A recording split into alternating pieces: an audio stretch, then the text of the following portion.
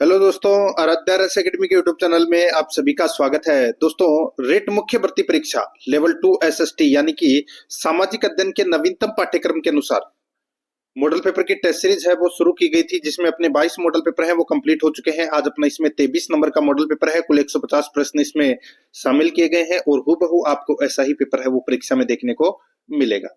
दोस्तों, अगर आपने पिछले 22 मॉडल पेपरों का अगर टेस्ट नहीं दिया है तो आप प्लेलिस्ट में जाइए, वहां पे आपको फोल्डर मिल जाएगा रेट मुख्य परीक्षा लेवल 2 सामाजिक अध्ययन मॉडल पेपर के नाम से आपको वहां फोल्डर मिलेगा। तो आप वहां जाकर पिछले मॉडल पेपरों का टेस्ट है वो अवश्य दें। और आराध्या रस एकेडमी के यूट्यूब चैनल को अगर आपने अभी तक सब्सक्राइब नहीं किया तो सब्सक्राइब जरूर करें, बेल आइकन को दबाएं, क्लास को लाइक और अपने दोस्तों के पास में शेयर जरूर करें।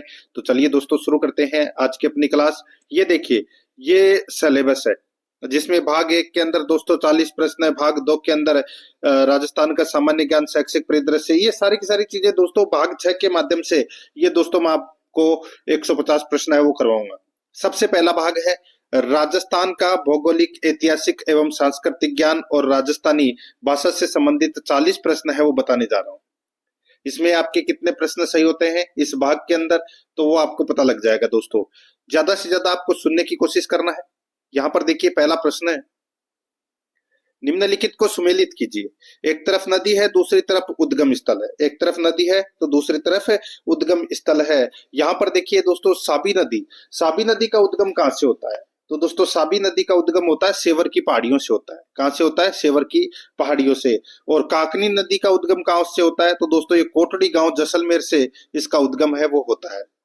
और बाणगंगा का उद्गम कहां से होता है? तो दोस्तों, बैराट की पहाड़ियों से बाणगंगा नदी का उद्गम होता है। और कातली नदी का उद्गम है वो दोस्तों खंडेला की पहाड़ियों से होता है। तो कुट भाषा में अपना उत्तर क्या होगा? 1 4 2 3, 1 4 2 3 अपना इसमें सही उत्तर हो जाएगा। 1 4 2 3 यानी कि अपना इसमें बी नंबर का जो ऑप्शन है वो इसका बिल्कुल सही उत्तर हो जाएगा, 1 4 2 3।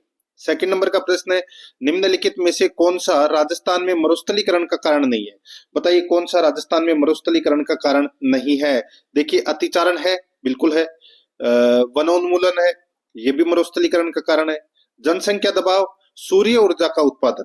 तो दोस्तों देखिए, जनसंख्या दबाव भी है, सूर्य ऊर्जा का उत्पादन है, ये दोस्तों राजस्थान में मरुस्थलीकरण का कारण है वो नहीं है। तो यहां पर इसमें 4 नंबर का ऑप्शन बिल्कुल सही। 3 नंबर का प्रश्न है, निम्नलिखित में से कौन सी झीलें सिंचाई के काम में ली जाती है? बताइए, कौन सी झीलें सिंचाई के काम में ली जाती है? तो यहां पर आप देख सकते हैं दोस्तों, जयसमंद और राजसमंद झील। जयसमंद और राजसमंद झील है, ये दोनों झीलों का जो पानी है वो सिंचाई के उपयोग में भी लिया जाता है। तो यहां पर इसमें सी नंबर का ऑप्शन राइट आंसर हो जाएगा। 4 नंबर का प्रश्न इसमें देखिए, राजस्थान के निम्नलिखित में से कौन से जिले 50 सेंटीमीटर समवर्षा रेखा के पश्चिम में अवस्थित है? राजस्थान के निम्नलिखित में से कौन से जिले 50 सेंटीमीटर समवर्षा रेखा के पश्चिम में अवस्थित हैं? तो दोस्तों, यहां पर आप देखिए, दौसा, चूरू, हनुमानगढ़ और भीलवाड़ा दे रखा है ऑप्शन में।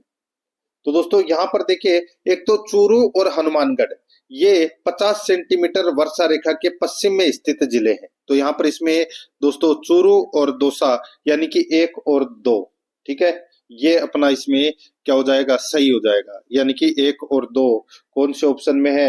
तो यहां पर देखिए, इसमें चूरू और हनुमानगढ़, सॉरी दौसा नहीं, चूरू और हनुमानगढ़, चूरू और हनुमानगढ़ ये 50 सेंटीमीटर समवर्षा रेखा के पश्चिम में अवस्थित जिले हैं। आप सभी को पता होगा कि 50 सेंटीमीटर समवर्षा रेखा है, ये राजस्थान को 2 भागों में विभाजित करती है।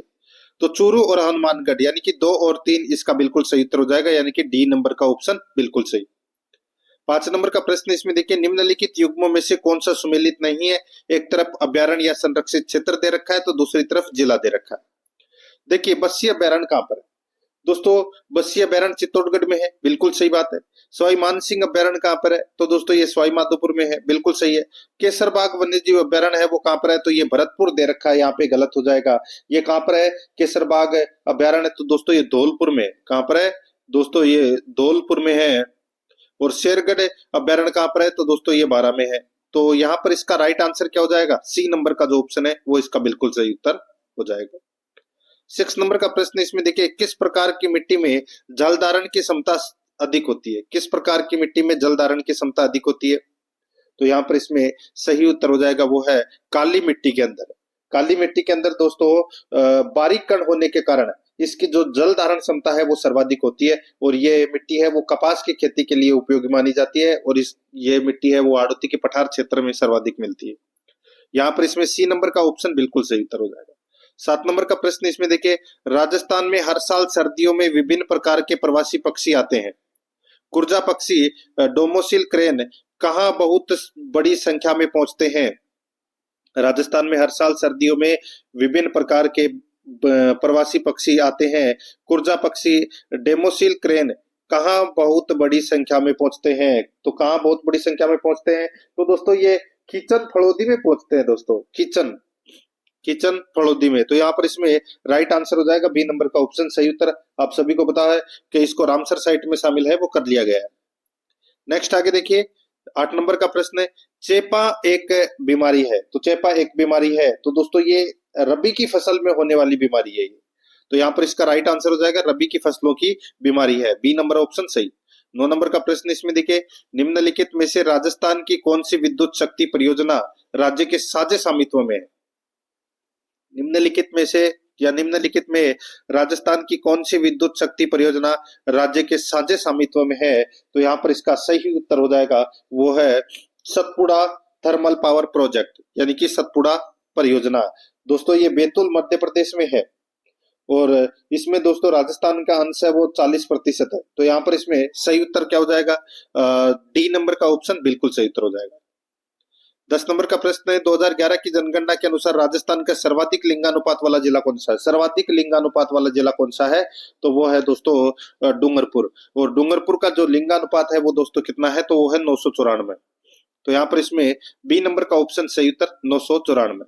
11 नंबर का प्रश्न इसमें देखिए, राजस्थान के कालकाजी और कांवला में किस खनिज के भंडार है? राजस्थान के दोस्तों कांवला और कालकाजी में किस खनिज के भंडार है? तो दोस्तों इसका राइट आंसर हो जाएगा वो है ग्रेनाइट के भंडार है दोस्तों। किसके? ग्रेनाइट के भंडार। और जालौर जिले के अंदर ही है दोस्तों ये कालकाजी और कांवला क्षेत्र, ठीक है, और यहाँ पर ग्रेनाइट के भंडार है। तो यहाँ पर बी नंबर का ऑप्शन सही उत्तर हो जाएगा। 12 नंबर का प्रश्न इसमें देखिए, जिंदोली सुरंग राजस्थान के निम्नलिखित जिलों में से किस में स्थित है? बताइए, जिंदोली सुरंग है वो राजस्थान में कहां पर है? तो दोस्तों ये अलवर जिले के अंदर है ये जिंदोली सुरंग। यहाँ पर बी नंबर का ऑप्शन बिल्कुल सही उत्तर हो जाएगा, अलवर जिले में है ये। नेक्स्ट आगे देखिए, यहाँ पे 13 नंबर का प्रश्न है, राजस्थान में उंदरिया पंथ किस जनजाति में प्रचलित है? बताइए, राजस्थान में उंदरिया पंथ किस जनजाति में प्रचलित है? तो यहाँ पर इसका सही उत्तर हो जाएगा वो है दोस्तों, बताइए, तो ये भील जनजाति में प्रचलित है दोस्तों, ये भीलों में। तो यहाँ पर इसमें सही उत्तर हो जाएगा ए नंबर का ऑप्शन बिल्कुल सही। 14 नंबर का प्रश्न इसमें देखिए, वन रिपोर्ट 2023-24 के अनुसार राजस्थान में सर्वाधिक अवर्गीकृत वन किस जिले में पाए जाते हैं? बताइए, वन रिपोर्ट 2023-24 के अनुसार राजस्थान में सर्वाधिक अवर्गीकृत वन किस जिले में पाए जाते हैं? तो कौन से जिले में पाए जाते हैं? तो यहाँ पर इसका जो राइट आंसर हो जाएगा वो है दोस्तों ये बीकानेर जिले में सर्वाधिक पाए जाते हैं, डी नंबर का ऑप्शन बिल्कुल सही। 15 नंबर का प्रश्न इसमें देखिए, सवाना तुल्य वनस्पति किस जलवायु प्रदेश में पाई जाती है? सवाना तुल्य वनस्पति किस जलवायु प्रदेश में पाई जाती है? तो यहाँ पर इसका सही उत्तर हो जाएगा वो है दोस्तों AW प्रकार की जलवायु है, यानी कि उष्ण कटिबंधीय आर्द्र जलवायु प्रदेश में ये सवाना तुल्य वनस्पति है वो पाई जाती है। कोपेन का वर्गीकरण आपने पढ़ा होगा, उसमें है। यहाँ पर सी नंबर का ऑप्शन सही। 16 नंबर का प्रश्न इसमें देखिए, गालव ऋषि का आश्रम कहाँ स्थित है? गालव ऋषि का आश्रम है वो दोस्तों कहाँ पर है? जिसको दोस्तों गलता पीठ भी बोलते हैं, गलता जी पीठ कहाँ पर है? तो दोस्तों ये जयपुर में है, यहाँ पर बी नंबर ऑप्शन सही। 17 नंबर का प्रश्न इसमें देखिए, जेंटलमैन्स एग्रीमेंट के विरुद्ध आजाद मोर्चे का गठन किसने किया था? जेंटलमैन्स एग्रीमेंट के विरुद्ध आजाद मोर्चे का गठन किसने किया था? तो यहाँ पर इसका सही उत्तर हो जाएगा वो है बाबा हरिश्चंद्र। बाबा हरिश्चंद्र ने दोस्तों जेंटलमैन एग्रीमेंट के विरुद्ध आजाद मोर्चे का गठन है वो किया था। यहाँ पर बी नंबर का ऑप्शन बिल्कुल सही उत्तर इसमें हो जाएगा, ये आपको इसमें याद रखना है। देखिए, इसी आजाद मोर्चे ने जयपुर से भारत छोड़ो आंदोलन में भाग लिया था, ठीक है। जयपुर प्रजामंडल ने भाग नहीं लिया था भारत छोड़ो आंदोलन में, इसी आजाद मोर्चे ने लिया था। तो यहाँ पर इसमें बी नंबर का ऑप्शन सही उत्तर हो जाएगा। 18 नंबर का प्रश्न इसमें देखिए, घुड़ला नृत्य को निम्नलिखित किस संस्थान के द्वारा संरक्षण दिया गया? तो दोस्तों ये जो रूपायण संस्थान है, ठीक है, जिसकी स्थापना 1960 में हुई थी और कोमल कोठारी और विजयदास देथा द्वारा इसकी स्थापना है वो की गई थी, रूपायण संस्थान की। और इसने ही दोस्तों घुड़ला नृत्य को संरक्षण प्रदान है वो किया था। तो यहाँ पर इसमें right answer C number option हो जाएगा। 19 नंबर का प्रश्न है, महाराणा प्रताप का दरबारी पंडित कौन था? महाराणा प्रताप का जो दरबारी पंडित है वो था दोस्तों चक्रपाणी मिश्र। कौन थे? चक्रपाणी मिश्र। यहाँ पर डी नंबर का ऑप्शन बिल्कुल सही। 20 नंबर का प्रश्न है, निम्नलिखित में से कौन सी वस्तु आड़ सभ्यता के स्थलों से संबंधित नहीं है? आड़ सभ्यता के स्थलों से संबंधित नहीं है, तो यहाँ पर इसका राइट आंसर हो जाएगा वो है दोस्तों चित्रित दूसर मध्यभांड। चित्रित दूसरे मध्यभांड। तो यहाँ पर डी नंबर का जो ऑप्शन है वो इसका बिल्कुल सही उत्तर हो जाएगा। ठीक है, याद रखना डी नंबर ऑप्शन सही। बाकी दोस्तों यहाँ पे चावल है, कृष्ण लोहित मध्यभांड मिले हैं, तांबे की वस्तुएं भी मिली है, लेकिन चित्रित दूसरे मध्यभांड है वो नहीं मिले आहड़ से। ठीक है, यहाँ पर इसमें डी नंबर ऑप्शन सही। 21 नंबर का प्रश्न है, निम्नलिखित में से किन अभिलेखों में प्रतिहारों को गुजर कहा गया? बताइए कौन से अभिलेखों में दोस्तों प्रतिहारों को गुजर कहा गया? तो दोस्तों यहाँ पर देखिए, नीलकुंड अभिलेख, देवलीय अभिलेख, राधनपुर अभिलेख और कराड़ अभिलेख, इन चारों अभिलेखों के अंदर प्रतिहारों को गुजर है वो कहा गया है। तो यहाँ पर इसमें राइट आंसर क्या हो जाएगा दोस्तों? कूट भाषा में उत्तर देना था तो उपरोक्त सभी, यानी कि डी नंबर का ऑप्शन बिल्कुल सही उत्तर हो जाएगा, ABCD। 22 नंबर का प्रश्न इसमें देखिए, निम्नलिखित सूची में से उन नेताओं को चुनिए जिन्होंने बिजोलिया किसान आंदोलन में भाग लिया। बताइए बिजोलिया किसान आंदोलन में भाग है वो किसने लिया था? वो दोस्तों अपने को यहाँ पर बताना है। यहाँ पर आप देख सकते हैं दोस्तों, देखिए साधु सीताराम दास, विजय सिंह पथिक, माणक्यलाल वर्मा और नारायण जी पटेल, इन सभी ने दोस्तों बिजोलिया किसान आंदोलन में है वो भाग लिया था। तो यहाँ पर इसका राइट आंसर क्या हो जाएगा? कूट भाषा में उत्तर देना था तो चारों ने लिया था, डी नंबर का ऑप्शन बिल्कुल सही उत्तर हो जाएगा। 23 नंबर का प्रश्न है, मांदलिया नामक आभूषण कहाँ पहना जाता है? मांदलिया आभूषण कहाँ पहना जाता है? तो दोस्तों ये गले का आभूषण है, सी नंबर का ऑप्शन सही। 24 नंबर का प्रश्न है, कितने सोपानों में सिरोही का राजस्थान में विलय हुआ? कितने सोपानों में सिरोही का राजस्थान में विलय हुआ? तो दोस्तों 2 सोपानों में हुआ था। कितने सोपानों में? 2 सोपानों में। यहाँ पर बी नंबर का ऑप्शन बिल्कुल सही उत्तर हो जाएगा, 2 सोपानों में। 25 नंबर का प्रश्न इसमें देखिए, किस दुर्ग का प्रवेश द्वार नौलखा दरवाजा के नाम से जाना जाता है? किस दुर्ग का प्रवेश द्वार नौलखा दरवाजे के नाम से जाना जाता है? तो दोस्तों यहाँ पर इसका राइट आंसर हो जाएगा रणथंभौर दुर्ग। ये तो सभी को पता होगा दोस्तों, रणथंभौर दुर्ग। डी नंबर का जो ऑप्शन है वो इसका बिल्कुल सही उत्तर हो जाएगा। रणथंभौर दुर्ग का जो प्रवेश द्वार है वो नौलखा दरवाजा है, डी नंबर ऑप्शन सही। 26 नंबर का प्रश्न है, चरी नृत्य कहाँ का प्रसिद्ध है? चरी नृत्य तो दोस्तों कहाँ का प्रसिद्ध है? तो ये किशनगढ़ अजमेर का दोस्तों ये प्रसिद्ध है। यहाँ पर इसमें सी नंबर का ऑप्शन राइट आंसर हो जाएगा। ठीक है, नेक्स्ट आगे देखिए, देवनारायण जी की फड़ बांचते समय किस वाद्य यंत्र का प्रयोग किया जाता है? ये तो सभी को पता होगा दोस्तों, देवनारायण जी की फड़ का वाचन करते समय दोस्तों गुर्जर जाति के भोपो द्वारा जंतर वाद्य यंत्र का प्रयोग है वो किया जाता है। यहाँ पर बी नंबर का ऑप्शन सही उत्तर हो जाएगा, जंतर। 28 नंबर का प्रश्न है, डूंगरपुर राज्य प्रजामंडल की स्थापना कब हुई थी? डूंगरपुर राज्य प्रजामंडल की स्थापना कब हुई थी? तो यह स्थापना हुई थी दोस्तों 1944 में। 1944 में डूंगरपुर राज्य प्रजामंडल की स्थापना है वो हुई थी। यहाँ पर बी नंबर का ऑप्शन सही। 29 नंबर का प्रश्न इसमें देखिए, सरदार रिसाला का गठन है किस शासक के शासन काल में हुआ था? सरदार रिसाला का गठन है किस शासक के शासन काल में हुआ था? तो यहाँ पर इसमें सही उत्तर हो जाएगा वो है महाराजा जसवंत सिंह द्वितीय। महाराजा जसवंत सिंह द्वितीय के शासन काल में दोस्तों सरदार रिसाला का गठन है वो हुआ था। यहाँ पर डी नंबर का ऑप्शन बिल्कुल सही उत्तर हो जाएगा। 30 नंबर का प्रश्न इसमें देखिए, कौन सा संप्रदाय हंस संप्रदाय के नाम से भी जाना जाता है? कौन सा संप्रदाय हंस संप्रदाय के नाम से भी जाना जाता है? तो इसका सही उत्तर हो जाएगा वो है दोस्तों निम्बार्क संप्रदाय। निम्बार्क संप्रदाय, यहाँ पर ए नंबर का जो ऑप्शन है वो इसका बिल्कुल सही उत्तर हो जाएगा, निम्बार्क संप्रदाय। 31 नंबर का प्रश्न इसमें देखिए, स्थान जहां आहुआ ठाकुर कुशाल सिंह ने अपना अंतिम समय व्यतीत किया वह था? वह स्थान जहां दोस्तों आहुआ ठाकुर कुशाल सिंह ने अपना अंतिम समय व्यतीत किया वह था, तो यहाँ पर इसमें राइट आंसर क्या हो जाएगा? वो है दोस्तों उदयपुर में। दोस्तों उदयपुर में अंतिम समय है वो बिताया था। तो यहाँ पर इसमें राइट आंसर हो जाएगा बी नंबर का ऑप्शन बिल्कुल सही उत्तर हो जाएगा। नेक्स्ट आगे देखिए यहाँ पे, किस पुरा स्थल पर चित्रित शैलाश्रय प्राप्त हुए हैं? किस पुरा स्थल पर चित्रित शैलाश्रय प्राप्त हुए हैं? तो यहाँ पर इसमें सही उत्तर क्या हो जाएगा? वो है दोस्तों ये बैराट से प्राप्त हुए हैं। दोस्तों बैराट है वो वर्तमान में कोटपुतली बहरोड जिले में है। तो यहाँ पर इसमें सही उत्तर हो जाएगा सी नंबर ऑप्शन सही। आगे देखिए, तुर्रा कलंगी लोकनाट्य में तुर्रा निम्नलिखित में से किसका प्रतीक है? बताइए तुर्रा किसका प्रतीक है? तो तुर्रा है वो दोस्तों भगवान शिव और कलंगी यानी कि पार्वती का प्रतीक है। ठीक है दोस्तों, तुर्रा है वो भगवान शिव का प्रतीक है और कलंगी है ये दोस्तों पार्वती का प्रतीक है। तो यहाँ पर इसमें राइट आंसर हो जाएगा तुर्रा है वो शिव का प्रतीक है, ए नंबर ऑप्शन सही। 34 नंबर का प्रश्न है, बादल विलास व उदय सागर विलास महल किस झील के किनारे अवस्थित है? बादल विलास व उदय विलास महल किस झील के किनारे अवस्थित है? तो यहाँ पर इसमें सही उत्तर हो जाएगा वो है दोस्तों ये गैप सागर में। यहाँ पर सी नंबर का ऑप्शन बिल्कुल सही उत्तर हो जाएगा गैप सागर में। आगे देखिए यहाँ पे 35 नंबर का प्रश्न है, विवाह के दिन वधु की माता पिता या सॉरी विवाह के दिन वधु की माता द्वारा ओढ़ी जाने वाली या ओढ़ी गई ओढ़नी को क्या कहा जाता है?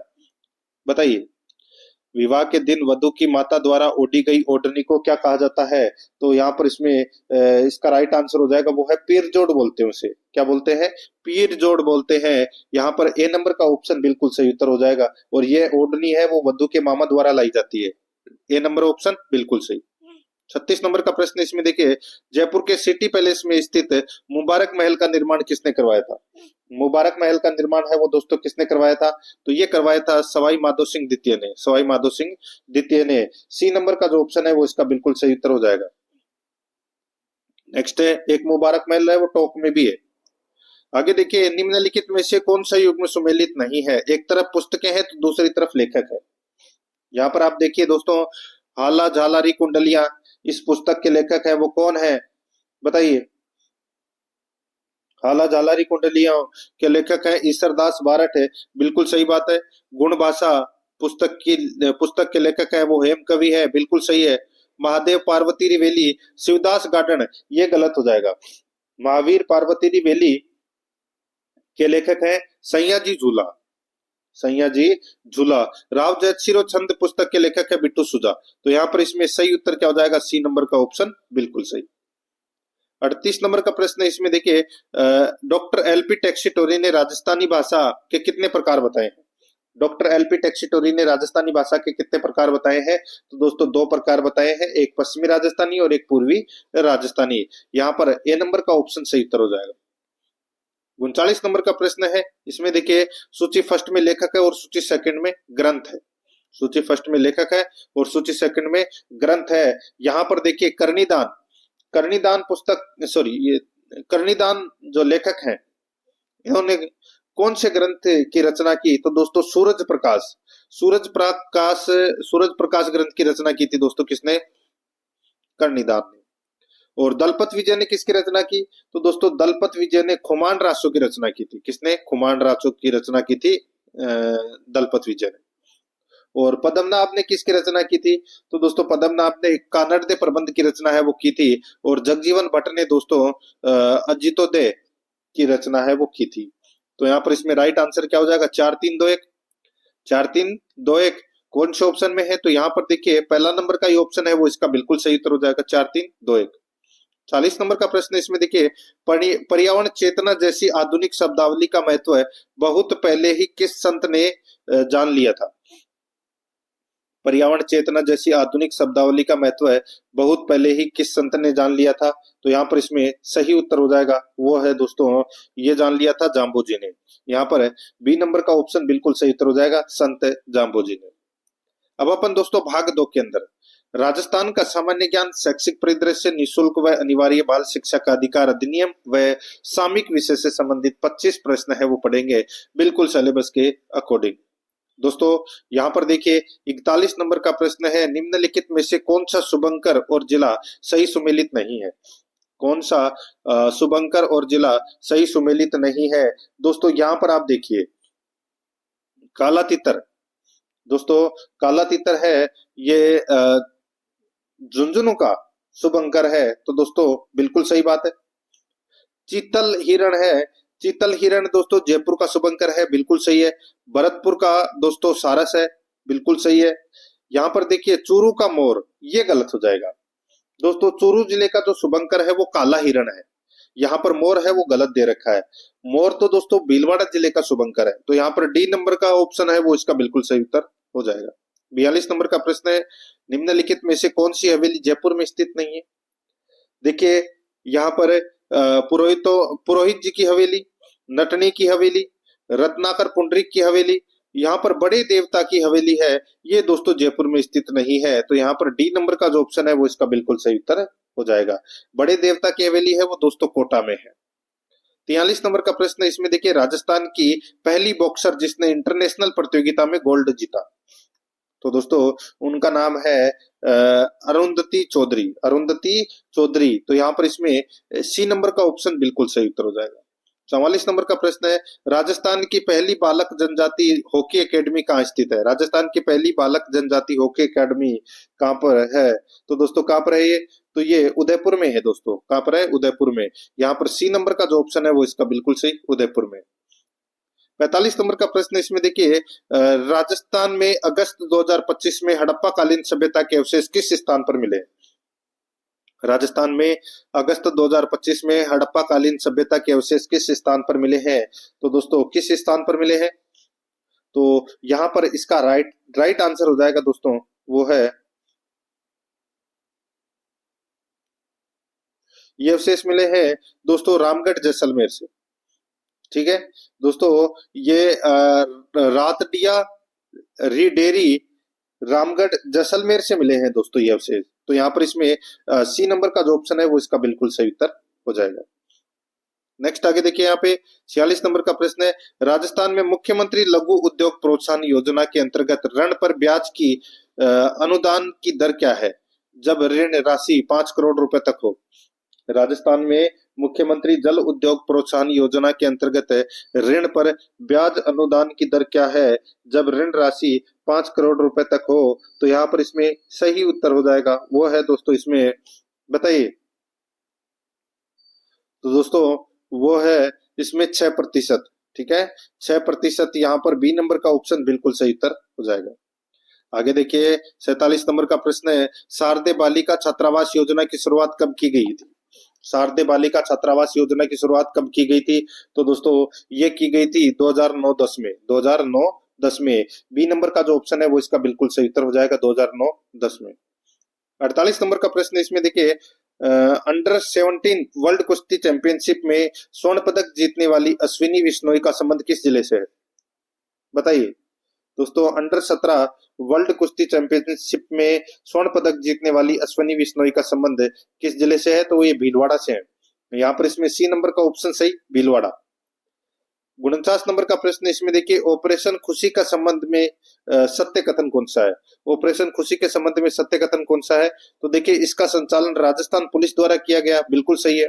इसका उद्देश्य गुमशुदा नाबालिग बालक बालिकाओं की घर वापसी है, बिल्कुल सही है। इस अभियान के 9वें चरण का आयोजन 1 अप्रैल से 30 अप्रैल 2025 तक किया गया, तो दोस्तों ये भी बिल्कुल सही है। तो यहाँ पर इसमें राइट आंसर हो जाएगा उपरोक्त सभी, डी नंबर का ऑप्शन बिल्कुल सही।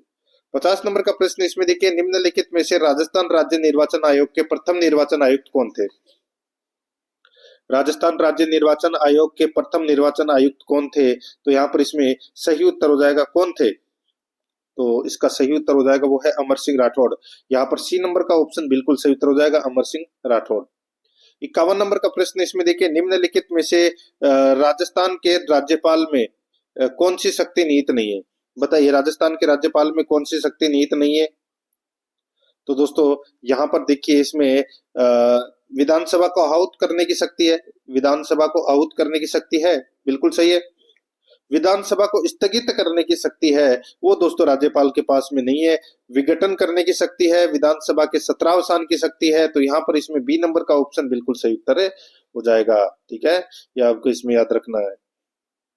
आगे देखिए यहाँ पे 52 नंबर का प्रश्न है, किस अनुच्छेद के अंतर्गत यह कहा गया है कि राज्य विधानमंडल की भाषा हिंदी एवं अंग्रेजी होगी? किस अनुच्छेद के अंतर्गत यह कहा गया है कि राज्य विधानमंडल की भाषा हिंदी एवं अंग्रेजी होगी? तो यहाँ पर इसका सही उत्तर हो जाएगा वो है दोस्तों अनुच्छेद 210 के अंतर्गत ये कहा गया है। यहाँ पर बी नंबर ऑप्शन बिल्कुल सही। 53 नंबर प्रश्न इसमें देखिए, ग्राम सभा की किसी बैठक में संकल्प पारित करने के लिए कितने बहुमत की आवश्यकता है? ग्राम सभा की किसी बैठक में संकल्प पारित करने के लिए कितने बहुमत की आवश्यकता है? तो दोस्तों कितने बहुमत की आवश्यकता है बताइए। तो दोस्तों बैठक में उपस्थित और मत देने वाले ग्राम सभा के सदस्यों का बहुमत। तो दोस्तों यहाँ पर इसमें सी नंबर का जो ऑप्शन है वो इसका बिल्कुल सही उत्तर हो जाएगा। और गणपूर्ति दोस्तों 1/10 है वो होनी चाहिए। तो यहाँ पर इसमें सी नंबर ऑप्शन सही।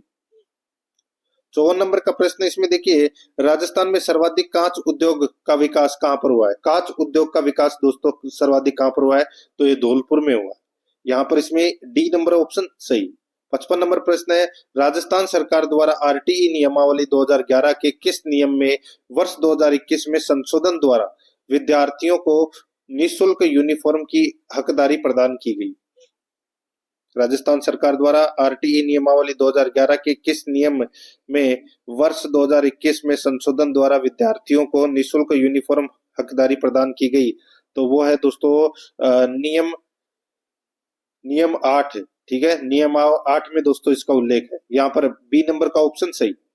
56 नंबर का प्रश्न इसमें देखिए, राजस्थान के मान्यता प्राप्त निजी विद्यालयों में निःशुल्क प्रवेश के संबंध में कौन सा कथन सही नहीं है? बताइए।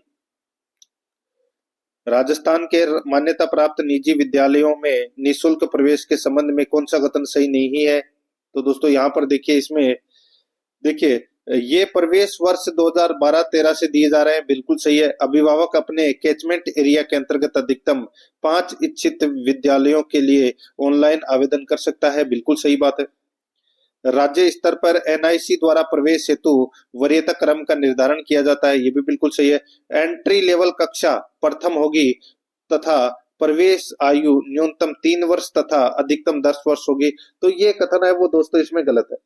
देखिए एंट्री लेवल कक्षा प्रथम होगी लेकिन प्रवेश आयु है वो न्यूनतम 5 वर्ष होगी और अधिकतम 7 वर्ष होगी। तो यहाँ पर इसमें डी नंबर का जो ऑप्शन है वो इसका बिल्कुल सही उत्तर हो जाएगा। 57 नंबर प्रश्न इसमें देखिए, स्कूल को गोद लेने के लिए निम्न में से कौन सा ऑनलाइन पोर्टल सर्वाधिक उपयुक्त रहेगा? तो कौन सा ऑनलाइन पोर्टल सर्वाधिक उपयुक्त रहेगा? तो वो है दोस्तों इसमें कौन सा? तो वो है ज्ञान संकल्प पोर्टल। तो यहाँ पर इसमें सही उत्तर हो जाएगा सी नंबर ऑप्शन सही। नेक्स्ट आगे देखिए, सरकारी विद्यालयों को कब चेस इन स्कूल कार्यक्रम के अंतर्गत शतरंज खेला जाएगा? बताइए, सरकारी विद्यालयों को कब चेस इन स्कूल कार्यक्रम के अंतर्गत शतरंज खेला जाएगा? यहाँ पर इसका राइट आंसर हो जाएगा वो है माह के तीसरे शनिवार को। सी नंबर का जो ऑप्शन है वो इसका सही उत्तर हो जाएगा तीसरे शनिवार को। 59 नंबर प्रश्न है, शिविरा नामक पत्रिका प्रकाशित की जाती है तो किसके द्वारा प्रकाशित की जाती है? तो दोस्तों ये माध्यमिक शिक्षा विभाग राजस्थान द्वारा प्रकाशित है वो की जाती है। डी नंबर ऑप्शन सही। आगे देखिए यहाँ पे दोस्तों 59 नंबर का प्रश्न है, elites smart government excellence award 2025 से किससे सम्मानित है वो किया गया है? बताइए दोस्तों, elites smart government excellence award 2025 से किससे सम्मानित है वो किया गया है? तो किससे सम्मानित किया गया है? तो वो किया गया है दोस्तों Rajasthan medical services corporation limited को ये अवार्ड दिया गया है। यहाँ पर डी नंबर का ऑप्शन बिल्कुल सही। आगे देखिए 61 नंबर का प्रश्न है, खेलो इंडिया यूथ गेम्स में राजस्थान के अश्विनी भारद्वाज ने जूडो में कितने किलोग्राम प्रतिस्पर्धा में स्वर्ण पदक जीता? जूडो में कितने किलोग्राम प्रतिस्पर्धा में स्वर्ण पदक जीता? तो यहाँ पर इसमें सही उत्तर हो जाएगा दोस्तों वो है, बताइए कितने में? तो वो है 81 किलोग्राम में। यहाँ पर सी नंबर का ऑप्शन बिल्कुल सही 81 किलोग्राम में। 82 नंबर का प्रश्न है, एशियाई पैरा तीरंदाजी चैंपियनशिप में रजत पदक जीतने वाले श्याम सुंदर स्वामी राजस्थान के किस जिले से संबंधित है? बताइए, ये श्याम सुंदर स्वामी है ये राजस्थान के किस जिले से संबंधित है? तो ये बीकानेर से संबंधित है दोस्तों। डी नंबर का ऑप्शन बिल्कुल सही बीकानेर से संबंधित है। 63 नंबर का प्रश्न है, अरावली ग्रीन वॉल प्रोजेक्ट के संबंध में असत्य कथन है। अरावली ग्रीन वॉल प्रोजेक्ट के संबंध में असत्य कथन है तो वो कौन सा है? तो वो है दोस्तों देखिए अरावली को मरुस्थलीकरण से बचाने के उद्देश्य से यह प्रोजेक्ट शुरू किया गया है। बिल्कुल सही बात है। इस परियोजना में 900 किलोमीटर लंबी और 5 किलोमीटर चौड़ी हरित पट्टी विकसित की जाएगी। तो दोस्तों ये गलत हो जाएगा, 900 की जगह दोस्तों 700 किलोमीटर होना चाहिए था। ठीक है, तो ये इसमें गलत दे रखा है। और देखिए इस परियोजना के अंतर्गत 4 राज्य और 29 जिले सम्मिलित किए गए हैं। तो दोस्तों बिल्कुल सही बात है। और देखिए इस परियोजना का लक्ष्य 2030 तक 26 मिलियन हेक्टेयर भूमि को उपजाऊ बनाना है। तो दोस्तों ये भी बिल्कुल सही है। तो इसमें गलत कौन सा है? यहाँ पर बी नंबर का ऑप्शन गलत हो जाएगा, क्योंकि यहाँ पे 900 की जगह 700 किलोमीटर आएगा।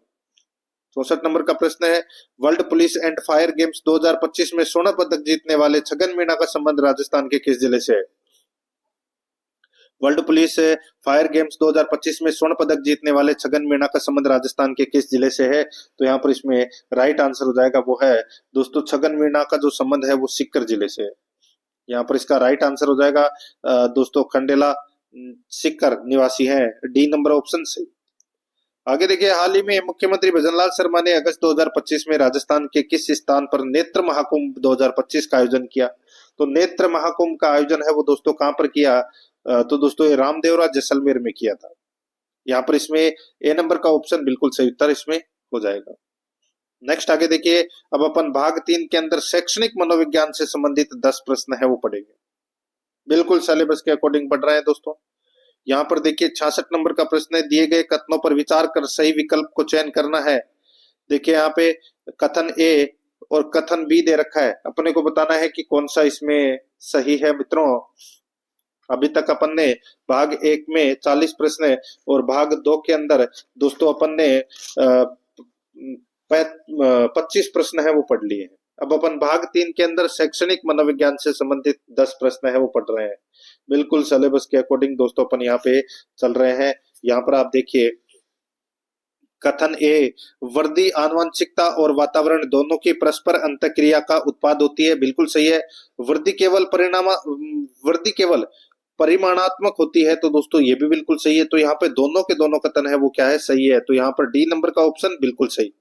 नेक्स्ट आगे देखिए, समाज की अपेक्षा के अनुसार अपने व्यवहार को ढालना क्या कहलाता है?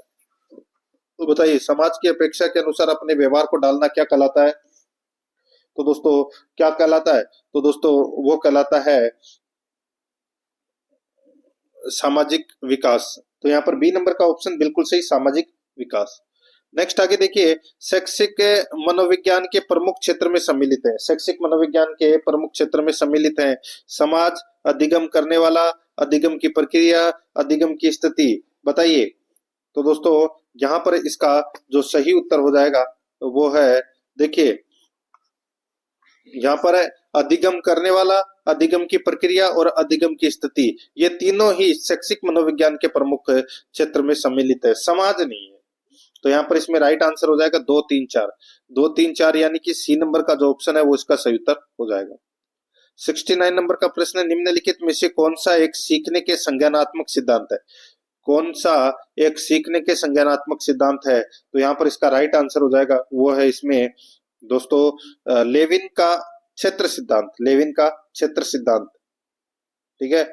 ये एक सीखने का संज्ञानात्मक सिद्धांत है। तो यहाँ पर इसमें ए नंबर का ऑप्शन सही उत्तर हो जाएगा। 70 नंबर का प्रश्न इसमें देखिए, एक 15 वर्षीय लड़का एक मशहूर नायक के पहनावे, आदतों और विशेषताओं का अनुकरण करता है, समायोजन की यह रक्षा युक्ति है।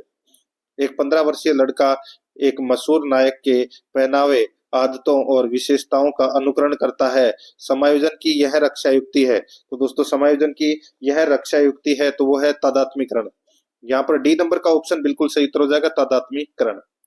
71 नंबर का प्रश्न इसमें देखिए, व्यक्तित्व के विकास को समझाने के लिए किसने ओडिपस कॉम्प्लेक्स एवं इलेक्ट्रा कॉम्प्लेक्स प्रत्यय का प्रयोग किया है? व्यक्तित्व के विकास को समझाने के लिए किसने ओडिपस कॉम्प्लेक्स एवं इलेक्ट्रा कॉम्प्लेक्स प्रत्यय का प्रयोग किया है? तो यहाँ पर इसमें सही उत्तर हो जाएगा वो है, बताइए कौन सा, किसने? तो दोस्तों इसका जो सही उत्तर हो जाएगा वो है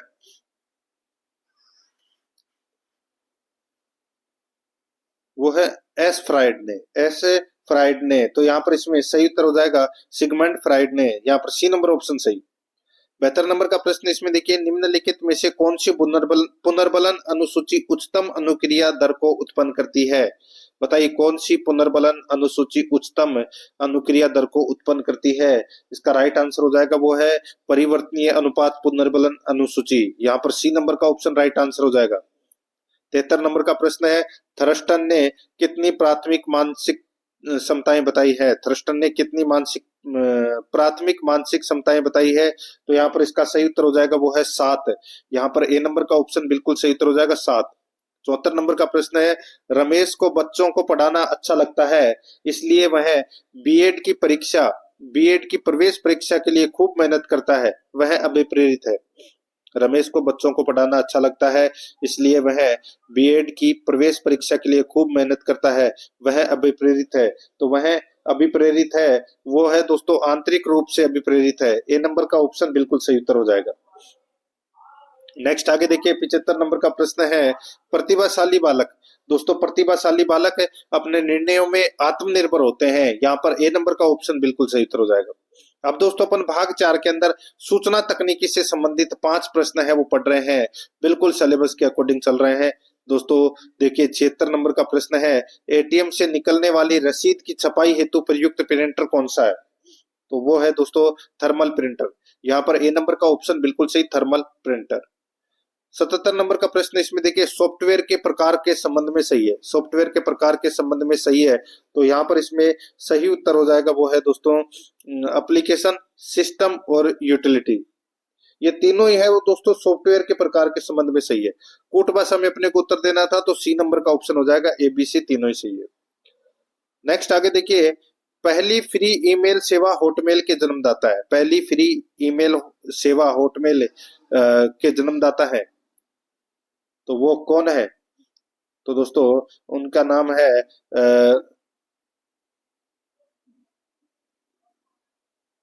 बताइए सबीर भाटिया, इसका राइट आंसर हो जाएगा सबीर भाटिया, ए नंबर का ऑप्शन बिल्कुल सही।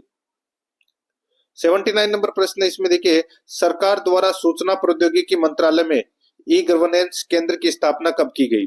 सरकार द्वारा सूचना प्रौद्योगिकी मंत्रालय में ई गवर्नेंस केंद्र की स्थापना कब की गई? तो कब की गई?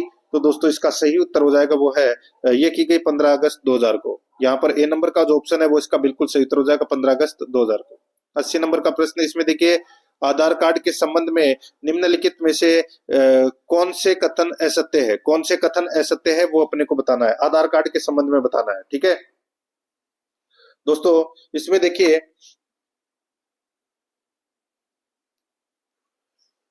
असत्य कथन बताना है, ठीक है। तो देखिए यह UADAI द्वारा जारी पहचान प्रमाण पत्र है, बिल्कुल सही है। इनमें अंकों की संख्या है वो 11 होती है, गलत हो जाएगा, अंकों की संख्या दोस्तों 12 होती है, ठीक है। यह कार्ड प्रत्येक व्यक्ति को यूनिक पहचान प्रदान करता है, तो दोस्तों बिल्कुल सही है। तो यहाँ पर 1 और 3 तो सही है, 2 इसमें असत्य है, तो दूसरा क्या हो जाएगा, केवल 2 है वो इसमें असत्य है, बी नंबर ऑप्शन बिल्कुल सही।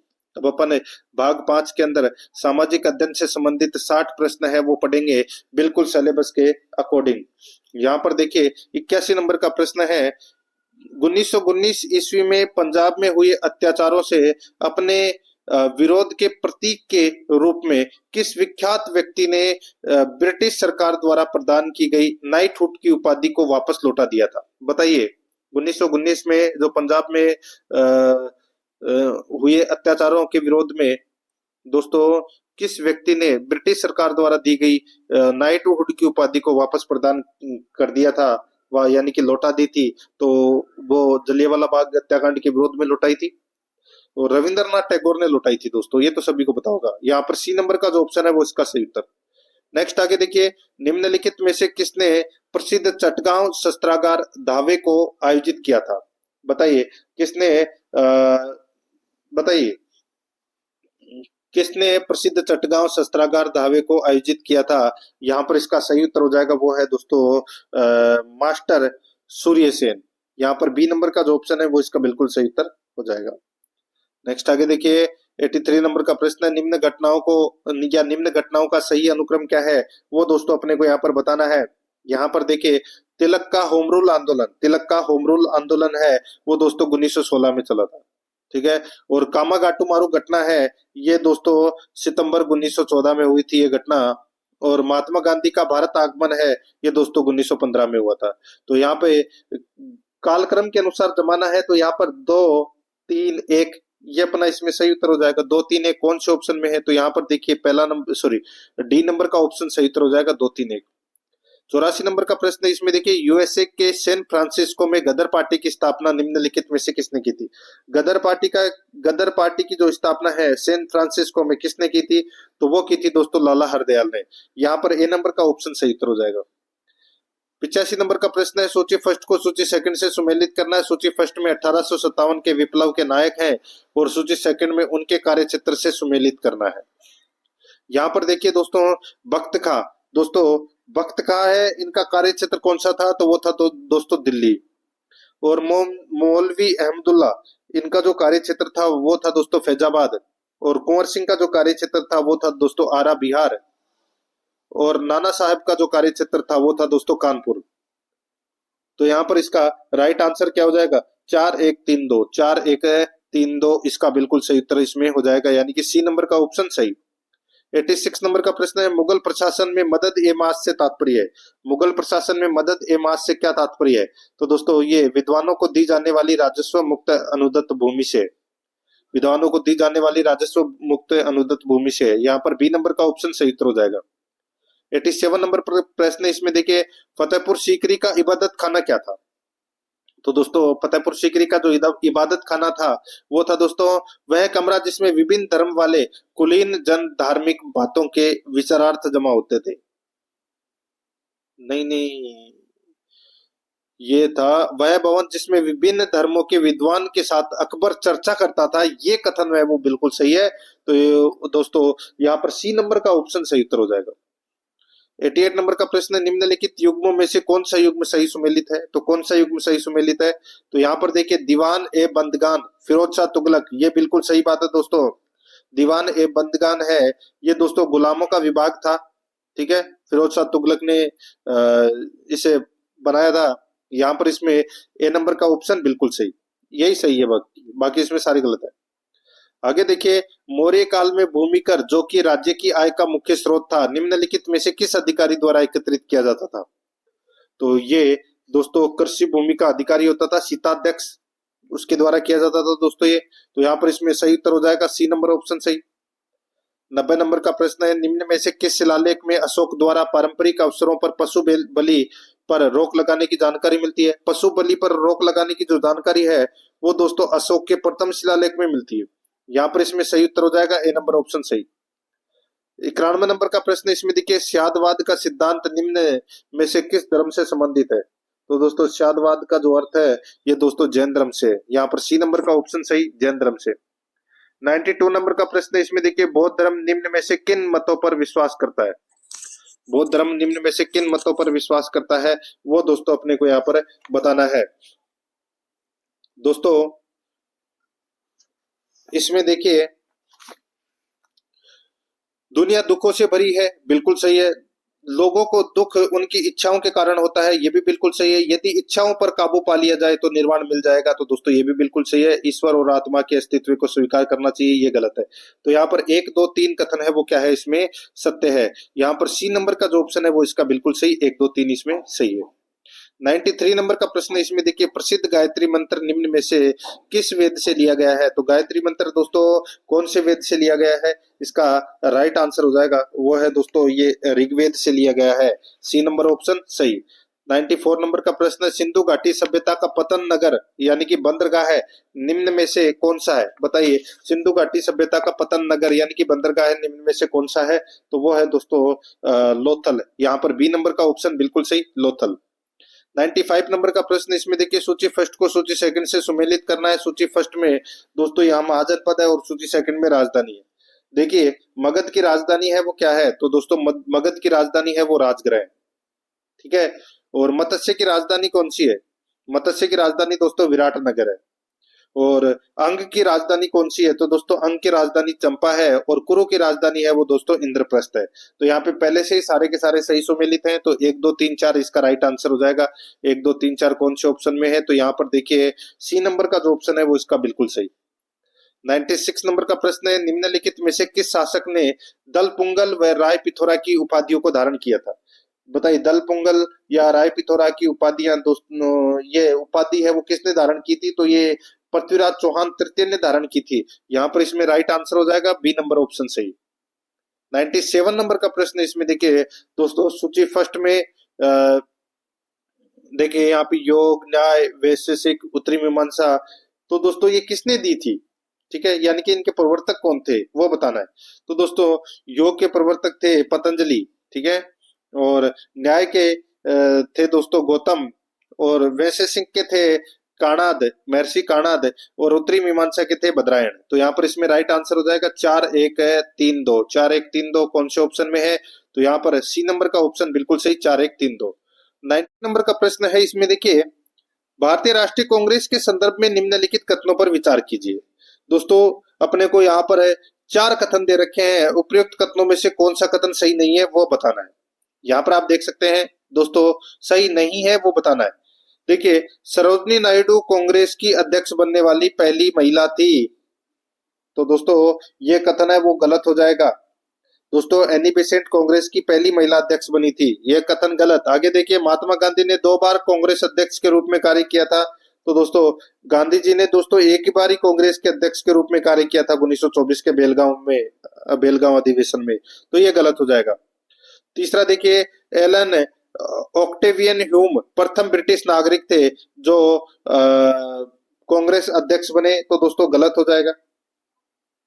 ये आप सभी को पता होगा दोस्तों। यहाँ पर देखिए जो स्थापना है वो ए ओ ह्यूम के द्वारा की गई थी, ठीक है, लेकिन यहाँ पर ये प्रथम ब्रिटिश नागरिक थे, ये गलत हो जाएगा। दादा भाई नौरोजी के कहने पर भारतीय राष्ट्रीय संघ का नाम बदलकर भारतीय राष्ट्रीय कांग्रेस रखा गया, तो ये बिल्कुल सही बात है, ये बिल्कुल सही है, ठीक है। तो यहाँ पर इसमें 1 2 3 कथन तो गलत है, तो और चौथा सही है। बताइए कौन सा कथन सही नहीं है? तो 1 2 3 कथन है वो सही नहीं है, ए नंबर का ऑप्शन बिल्कुल सही। 99 नंबर का प्रश्न है, हिंदुस्तान सोशलिस्ट रिपब्लिकन एसोसिएशन की स्थापना कहाँ की गई? तो दोस्तों ये कहां पर की गई? तो ये दिल्ली में की गई दोस्तों, फिरोज शाह कोटला दिल्ली में। तो यहाँ पर बी नंबर का ऑप्शन सही। 100 नंबर का प्रश्न इसमें देखिए, निम्नलिखित में असुमेलित युग्म की पहचान कीजिए। असुमेलित युग्म की क्या करना है? पहचान करना है। एक तरफ है दोस्तों देखिए रिपोर्ट, सत्याग्रह, पंचायत और स्थापना दे रखी है, दूसरी तरफ है वो सन दे रखी है। तो यहाँ पर देखिए इसमें दोस्तों व्यक्तिगत सत्याग्रह, इसमें इसमें देखिए दोस्तों व्यक्तिगत सत्याग्रह ये 1940 में हुआ था, बिल्कुल सही है। सांप्रदायिक पंचायत दोस्तों 1932 में आया था, बिल्कुल सही है। नेहरू रिपोर्ट 1929 है, ये गलत हो जाएगा, ये गलत हो जाएगा दोस्तों। नेहरू रिपोर्ट है ये 1928 में आई थी, ठीक है। और स्वराज पार्टी की स्थापना है ये 1923 में की गई, बिल्कुल सही बात है। तो यहाँ पर सी नंबर का ऑप्शन बिल्कुल सही, क्योंकि ये सुमेलित है। नेक्स्ट आगे देखिए, निम्न में से किस अनुच्छेद के अनुसार भारतीय संविधान अंतर्राज्यीय परिषद के संबंध में प्रावधान करता है? तो वो प्रावधान करता है दोस्तों अनुच्छेद 263 में। यहाँ पर बी नंबर का ऑप्शन बिल्कुल सही। 102 नंबर का प्रश्न इसमें देखिए, भारत के संविधान में पंचायतों तथा नगर पालिकाओं से संबंधित 73वें और 74वें संविधान संशोधन के समय भारत के प्रधानमंत्री कौन थे? तो भारत के प्रधानमंत्री कौन थे बताइए? इसका सही उत्तर हो जाएगा वो है दोस्तों पीवी नरसिम्हा राव थे, PV Narasimha Rao. C number का ऑप्शन बिल्कुल सही। 103 नंबर का प्रश्न, निम्नलिखित में से किस वाद में उच्चतम न्यायालय ने संविधान के मूल ढांचे का सिद्धांत प्रतिपादित किया था? तो किसने किया था? तो ये किया था दोस्तों केशवानंद भारतीवाद ने। यहाँ पर सी नंबर का ऑप्शन सही। आगे देखिए, धन विधेयक के संदर्भ में निम्नलिखित कथनों पर विचार कीजिए। धन विधेयक के संबंध में निम्नलिखित कथनों पर क्या करना है? विचार करना है। यहाँ पर आप देखिए दोस्तों, अपने को कूट भाषा में उत्तर देना है और बताना है कि कौन सा कथन है वो इसमें सही है, कौन सा कथन है वो सही है। 3 कथन है वो दोस्तों यहाँ पर दे रखे हैं। यहाँ पर देखिए दोस्तों, इसमें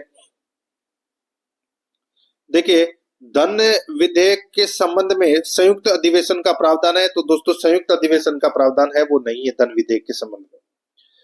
धन विधेयक को संविधान के अनुच्छेद 110 के अंतर्गत वर्णित किया गया है, बिल्कुल सही है। धन विधेयक का विषय क्षेत्र वित्त विधेयक की अपेक्षा सीमित होता है, अतः प्रत्येक धन विधेयक वित्त विधेयक होता है, बिल्कुल सही बात है। तो यहाँ पर दोस्तों कौन सा कथन सही है, तो बी और सी कथन है वो सही है, पहला कथन गलत है।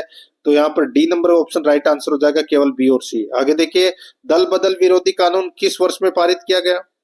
दल बदल विरोधी कानून किस वर्ष पारित किया गया? तो दोस्तों ये पारित किया गया वर्ष 1985 में, बी नंबर का ऑप्शन बिल्कुल सही। नेक्स्ट, निम्नलिखित कथनों में से कौन सा कथन है वो असत्य है, वो अपने को यहाँ पर बताना है कि कौन सा कथन है वो दोस्तों असत्य है। देखिए दोस्तों, यहाँ पर इसमें राष्ट्रपति किसी भी समय अपने द्वारा जारी किए गए अध्यादेशों को वापस ले सकता है, बिल्कुल सही है। जब संसदीय अथवा राज्य विधानमंडल के दोनों सदन या कोई एक सदन सत्र में न हो तथा कानून लागू करना अत्यंत आवश्यक हो, तब जारी जारी अध्यादेश ही कानून होता है, तो दोस्तों ये भी बिल्कुल सही बात है। तीसरा देखिए, अध्यादेश का वही बल और प्रभाव होता है जो संसद द्वारा पारित अधिनियम का होता है, बिल्कुल सही है। अध्यादेश मूल अधिकारों का अतिक्रमण कर सकते हैं, ये गलत हो जाएगा। यहाँ पर डी नंबर का जो ऑप्शन है वो इसका बिल्कुल सही उत्तर है, हो जाएगा। आगे देखिए दोस्तों, यहाँ पर इसमें 107 नंबर का प्रश्न है, राष्ट्रपति के विरुद्ध महाभियोग प्रस्ताव पास करने के लिए कितने सदस्यों का समर्थन करना चाहिए? तो कितने सदस्यों का समर्थन करना चाहिए बताइए दोस्तों? इसका राइट आंसर हो जाएगा वो है सदन के कुल सदस्यों में से कम 2/3 सदस्य, बी नंबर का ऑप्शन सही। 108 नंबर का प्रश्न है, 42वें संविधान संशोधन द्वारा निम्न में से कौन सा सिद्धांत राज्य के नीति निर्देशक तत्वों में जोड़ा गया? तो कौन सा सिद्धांत राज्य के नीति निर्देशक तत्वों में जोड़ा गया? राइट आंसर हो जाएगा वो है दोस्तों उद्योगों के प्रबंधन में कामगारों की सहभागिता, यहाँ पर बी नंबर का ऑप्शन राइट आंसर हो जाएगा। 109 नंबर का प्रश्न है, भारत के संविधान के निम्नलिखित में से किस अनुच्छेद में यह उल्लेख है कि राज्य नीति से संपोषित कुओं, तालाबों एवं स्नान घाटों के का प्रयोग करने से किसी भी नागरिक को वंचित नहीं किया जा सकता है? भारत के संविधान के निम्नलिखित में से किस अधिनियम में यह उल्लेख है कि राज्य नीति के संपोषित कुओं, तालाबों एवं स्नान घाटों का प्रयोग करने से किसी भी नागरिक को वंचित नहीं किया जा सकता है? तो वो है दोस्तों अनुच्छेद 15, अनुच्छेद 15, बी नंबर का ऑप्शन सही। आगे देखिए, 110 नंबर का प्रश्न है, निम्नलिखित में से किस मौलिक अधिकार को डॉक्टर अंबेडकर ने संविधान की आत्मा कहा है? तो संविधान की आत्मा दोस्तों किसको कहा है? तो ये संवैधानिक उपचारों का अधिकार को कहा है, यहाँ पर है अनुच्छेद 32 जिसको बोलते हैं। 111 नंबर का प्रश्न इसमें देखिए, भारतीय संविधान की उद्देशिका के संदर्भ में निम्नलिखित कथनों पर विचार करना है। तो दोस्तों उद्देशिका यानी कि प्रस्तावना के संबंध में अपने को बताना है कि कौन सा कथन है वो सही है। कोर्ट भाषा में दोस्तों अपने को यहाँ पर उत्तर देना है। देखिए, इसे संविधान की कुंजी कहा जाता है, बिल्कुल सही बात है दोस्तों। आगे देखिए, इसके अनुसार संविधान में निहित समस्त शक्ति का स्रोत भारत के लोगों के द्वारा निर्वाचित प्रतिनिधि और वे सर्वोच्च संप्रभुता धारण करते हैं, बिल्कुल सही बात है। आगे देखिए, बेरूवादीवाद 1960 में उच्चतम न्यायालय ने उद्देशिका को संविधान का अंग माना, इसलिए संसद इसमें संशोधन नहीं कर सकती। तो ये कथन है वो दोस्तों इसमें गलत हो जाएगा। बाकी दोस्तों इसमें देखिए उद्देशिका में संशोधन हो सकता है किंतु मूल ढांचे में कोई परिवर्तन नहीं किया जा सकता। तो यहाँ पर इसमें राइट आंसर हो जाएगा 1 और 2, तो इसमें सही है, तीसरा गलत है। तो यहाँ पर इसमें सही उत्तर हो जाएगा डी नंबर ऑप्शन सही, 1 और 2 सही है। 112 नंबर का प्रश्न है, भारतीय संविधान में उल्लेखित एकल नागरिकता का प्रावधान किस संविधान से लिया गया है? तो किस संविधान से लिया गया है? तो दोस्तों ये यूनाइटेड किंगडम से लिया गया है, यहाँ पर बी नंबर ऑप्शन सही। 113 नंबर का प्रश्न है, निम्नलिखित में से संविधान सभा की संघ संविधान समिति के अध्यक्ष कौन थे? संघ संविधान समिति के अध्यक्ष कौन थे? वो थे दोस्तों पंडित जवाहरलाल नेहरू, सी नंबर का ऑप्शन सही उत्तर हो जाएगा। 114 नंबर का प्रश्न है, भारतीय संविधान को कब अंगीकृत, अधिनियमित और आत्मार्पित किया गया? तो ये किया गया दोस्तों कब? तो ये 26 नवंबर 1949 को, यहाँ पर इसमें सही उत्तर सी नंबर ऑप्शन हो जाएगा। 115 नंबर प्रश्न है, राजस्थान में प्रथम चीनी उद्योग कहाँ स्थापित किया गया था? तो प्रथम चीनी उद्योग दोस्तों ये भोपाल सागर चित्तौड़गढ़ में किया गया था, यहाँ पर इसमें डी नंबर ऑप्शन सही। 116 नंबर का प्रश्न है, चंद्र ग्रहण तब होता है जब जब दोस्तों सूर्य व चंद्रमा के बीच पृथ्वी हो, तब चंद्र ग्रहण होता है। सी नंबर ऑप्शन सही। सुमेलित करना है, एक तरफ दोस्तों चक्रवात है या हवा है, दूसरी तरफ कहाँ चलती है। यहाँ पे देखिए चिनुक, चिनुक दोस्तों ये गर्म और शुष्क हवा है और ये रॉकी पर्वतमाला के पूर्वी ढालों पर चलती है। तो यहाँ पर क्या आएगा इसमें, तो इसमें आएगा दोस्तों संयुक्त राज्य अमेरिका में चलती है दोस्तों ये। और शिराको पवन है दोस्तों, शिराको पवन है ये कहाँ चलती है, तो दोस्तों ये सहारा मरुस्थल में चलती है। और ब्रिक फिल्टर्स दोस्तों, ब्रिक फिल्टर्स है ये कहाँ चलती है, तो ये ऑस्ट्रेलिया में चलती है। और बोरा है ये एड्रियाटिक सागर में चलती है। तो यहाँ पर 2 1 3 4 इसमें सही उत्तर हो जाएगा, 2 1 3 4 यानी कि बी नंबर का ऑप्शन बिल्कुल सही उत्तर हो जाएगा। 118 नंबर का प्रश्न, इसमें देखिए फ्रांस का लोरेन प्रदेश किस हेतु प्रसिद्ध है। फ्रांस का लोरेन प्रदेश किस हेतु प्रसिद्ध है, तो दोस्तों ये लोहा इस्पात उद्योग हेतु प्रसिद्ध है। यहाँ पर बी नंबर ऑप्शन सही उत्तर हो जाएगा। 119 नंबर का प्रश्न है, वायुमंडल में पाई जाने वाली गैसों का आरोही क्रम है। वायुमंडल में पाई जाने वाली गैसों का आरोही क्रम है, तो वो कौन सा क्रम है बताइए। तो वो है दोस्तों देखिए कार्बन डाइऑक्साइड, ऑर्गन, ऑक्सीजन और नाइट्रोजन। नाइट्रोजन सबसे ज्यादा है, फिर ऑक्सीजन है उससे कम, फिर उससे कम ऑर्गन है और फिर कार्बन डाइऑक्साइड। तो यहाँ पर इसमें right answer B number option हो जाएगा। 120 नंबर का प्रश्न है, निम्नलिखित में से कौन सी जलधारा अटलांटिक महासागर में प्रवाहित नहीं होती।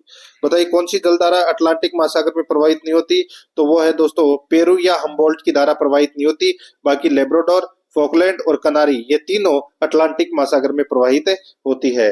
राइट आंसर हो जाएगा यहाँ पे बी नंबर का ऑप्शन बिल्कुल सही।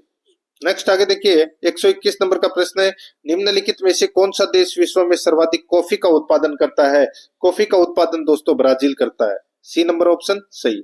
122 नंबर का प्रश्न है, भारत का अक्षांशीय व देशांतरीय विस्तार कितना है, तो दोस्तों वो है 8 डिग्री 4 मिनट उत्तरी अक्षांश से 37 डिग्री 6 मिनट उत्तरी अक्षांश तथा 68 डिग्री 7 मिनट पूर्वी देशांतर से 97 डिग्री 25 मिनट पूर्वी देशांतर तक। तो यहाँ पर इसमें बी नंबर का ऑप्शन सही उत्तर हो जाएगा। 123 नंबर का प्रश्न है, ग्रैंड बैंक और डोगर बैंक निम्न में से किससे संबंधित है। तो किससे संबंधित है, तो दोस्तों ये मुख्य मछली पकड़ने का क्षेत्र से संबंधित है। बी नंबर का ऑप्शन सही।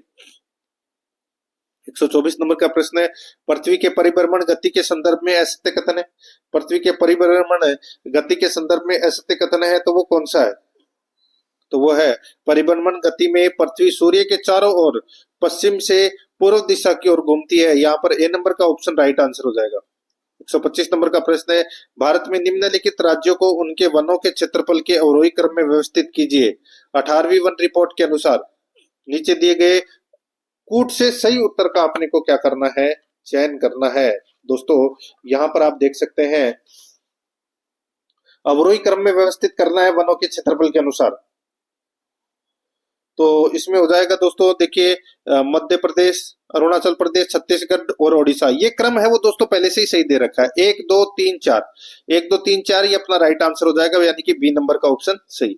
136 नंबर का प्रश्न है, राष्ट्रीय बहुआयामी गरीबी सूचकांक 2021 के संबंध में असत्य कथन कौन सा है। तो असत्य कथन है वो कौन सा है, इसमें देखिए इसे नीति आयोग द्वारा जारी किया जाता है, बिल्कुल सही है। इससे प्रमुख 2 आधारों स्वास्थ्य और जीवन स्तर व 10 आयामों के आधार पर जारी किया जाता है। तो ये कथन है वो दोस्तों गलत हो जाएगा। ये कथन है वो दोस्तों इसमें गलत हो जाएगा। इसमें 3 आधार है, स्वास्थ्य, शिक्षा और जीवन स्तर, ठीक है। तो ये कथन है वो गलत है, बाकी इसमें सारे सही है। बी नंबर का ऑप्शन बिल्कुल सही उत्तर हो जाएगा। आगे देखिए अर्थव्यवस्था के प्राथमिक क्षेत्र में किसे शामिल नहीं किया जाता है। तो किसे शामिल नहीं किया जाता, तो दोस्तों देखिए इसमें पशुपालन को है वो शामिल नहीं है, सॉरी इसमें होटल को शामिल नहीं किया जाता दोस्तों, बाकी तीनों को किया जाता है। 128 नंबर का प्रश्न, निम्नलिखित में से कौन सा कथन असत्य है। बताइए कौन सा कथन है वो इसमें असत्य है, वो अपने को यहाँ पर बताना है। यहाँ पर देखिए एक लेखा वर्ष में एक देश की घरेलू सीमा के बाहर या घरेलू सीमा से बाहर सभी उद्यमियों चाहे वे निवासी हो या अनिवासी द्वारा की गई सकल मूल्य वृद्धि को सकल घरेलू उत्पाद कहा जाता है। यहाँ पर ए नंबर का ऑप्शन बिल्कुल सही उत्तर हो जाएगा। 129 नंबर का प्रश्न है, उपभोक्ता के कुल कितने वैधानिक अधिकार हैं? तो कुल कितने वैधानिक अधिकार हैं, इसका राइट आंसर हो जाएगा वो है दोस्तों 6। यहाँ पर बी नंबर का ऑप्शन बिल्कुल सही। 130 नंबर का प्रश्न है, निम्नलिखित को सुमेलित कीजिए। एक तरफ कृषि संबंधित योजनाएं हैं तो दूसरी तरफ वर्ष। यहाँ पर देखिए, राजीव गांधी कृषक साथी योजना ये 2009 में शुरू हुई थी दोस्तों। कब हुई थी? 2009 में शुरू हुई थी। और राजस्थान कृषि प्रसंस्करण व्यवसाय व निर्यात प्रोत्साहन योजना है, ये दोस्तों 17 दिसंबर 2019 से शुरू हुई थी दोस्तों ये, ठीक है। और किसान ऊर्जा मित्र योजना ये दोस्तों ये 2021 में शुरू हुई थी। और राजस्थान कृषि प्रतिस्पर्धात्मक योजना है, ये 2012 में शुरू हुई थी। तो यहाँ पर इसमें राइट आंसर हो जाएगा 1 2 3 4, 1 2 3 4, यानी कि अपना इसमें सही उत्तर क्या हो जाएगा?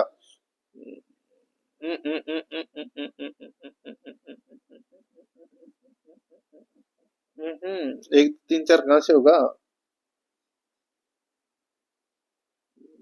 1 2 3 4 कहां से होगा?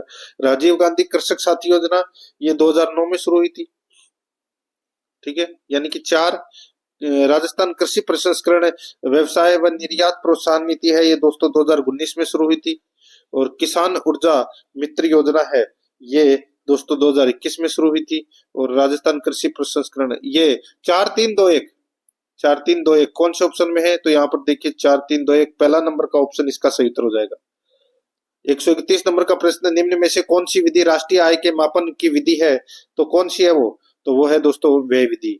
यहाँ पर व्यय विधि भी है, आय विधि भी है, उत्पादन विधि भी है, उत्पादन योग विधि भी है। तो यहाँ पर इसका राइट आंसर हो जाएगा उपरोक्त सभी। 132 नंबर का प्रश्न, विश्व व्यापार संगठन की स्थापना किस वर्ष की गई?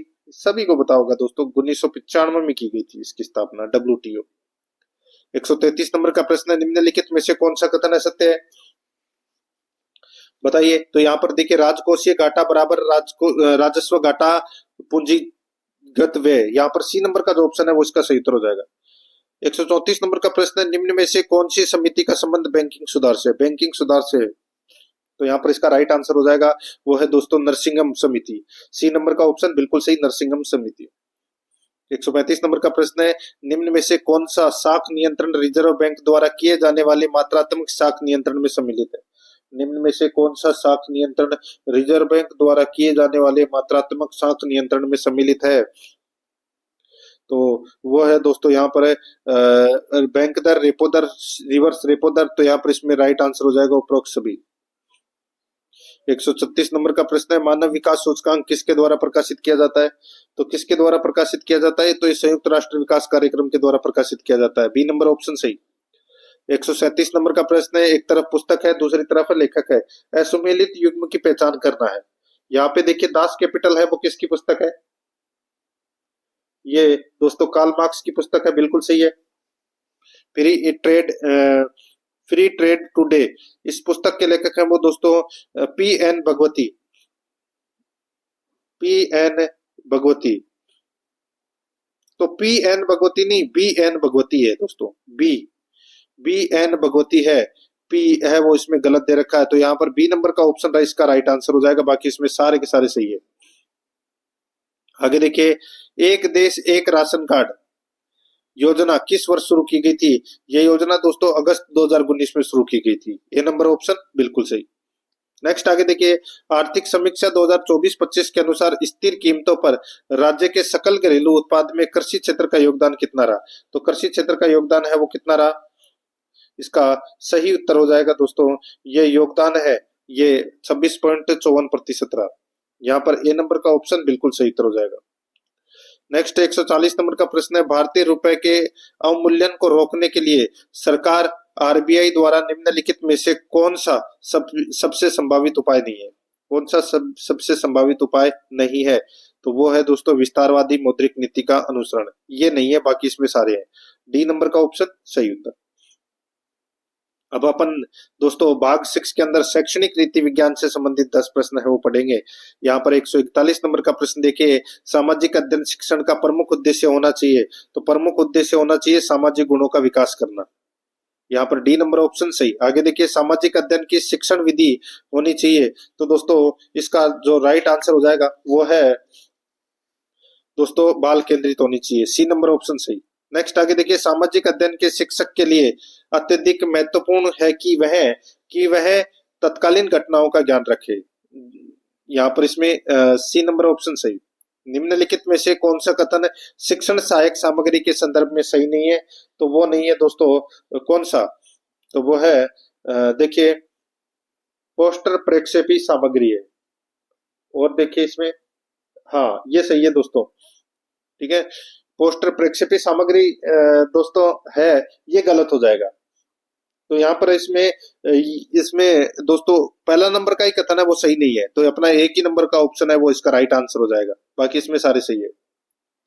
आगे देखिए सामाजिक अध्ययन विषय में पर्यटन निम्नलिखित दृष्टि से सर्वाधिक महत्वपूर्ण है। पर्यटन निम्नलिखित में से सर्वाधिक महत्वपूर्ण है, तो वो है प्रत्यक्ष ज्ञान अर्जन।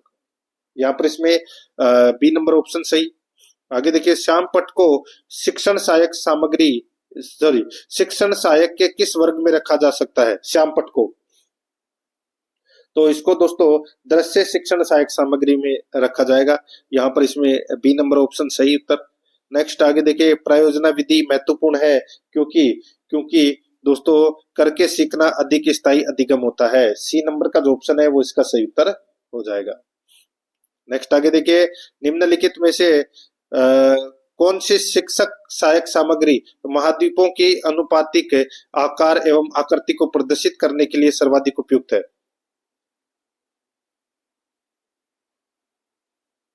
तो दोस्तों इसका सही उत्तर हो जाएगा विश्व का भौतिक मानचित्र, सी नंबर का ऑप्शन बिल्कुल सही।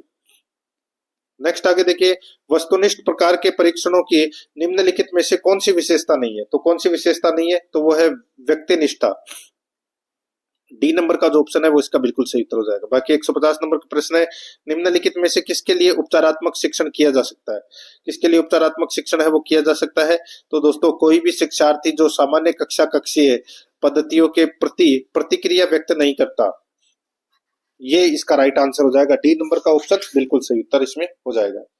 तो दोस्तों इसी के साथ मैंने आपको ये मॉडल पेपर है वो कंप्लीट करवा दिया है, और पिछले मॉडल पेपर नहीं देखे तो वो जरूर देखें, और अध्याय एकेडमी के यूट्यूब चैनल को सब्सक्राइब नहीं किया तो सब्सक्राइब जरूर करें, बेल आइकन को दबाएं, क्लास को लाइक और अपने दोस्तों के पास में शेयर जरूर करें। मिलते हैं दोस्तों नेक्स्ट क्लास में। जय हिंद जय भारत।